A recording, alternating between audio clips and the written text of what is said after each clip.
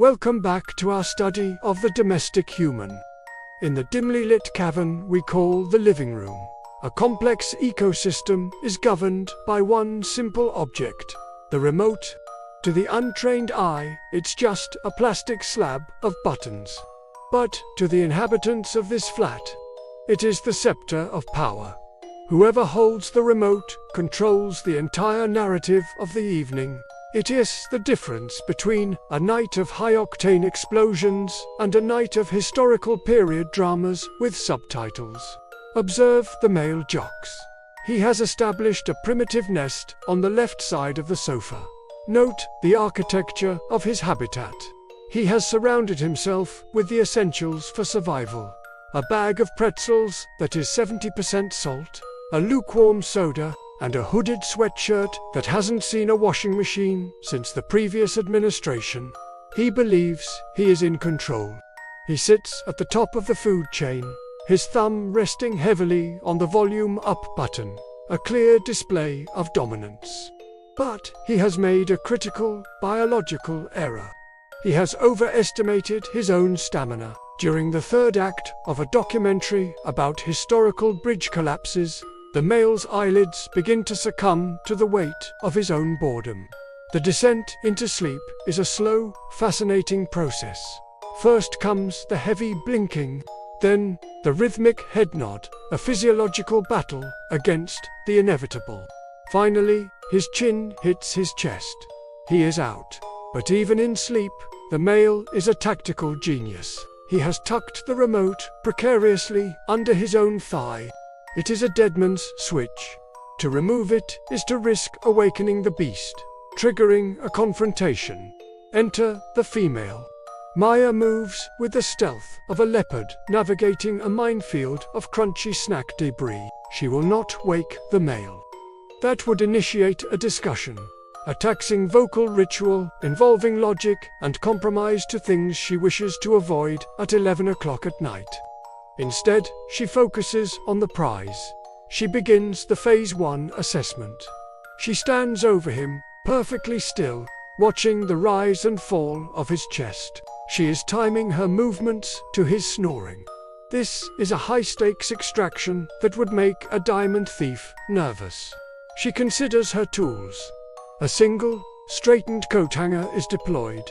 She reaches into the crevice of the cushions, the cold metal sliding toward the plastic scepter.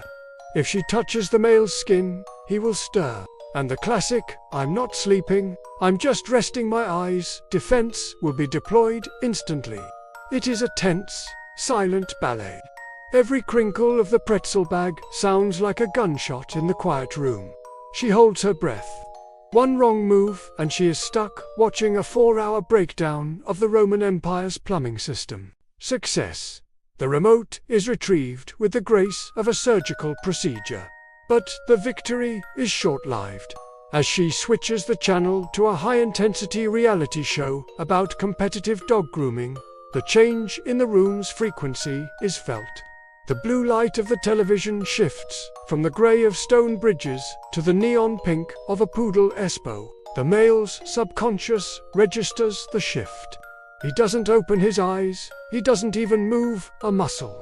He simply mumbles, "Hey, I was watching that." This is a fascinating psychological phenomenon.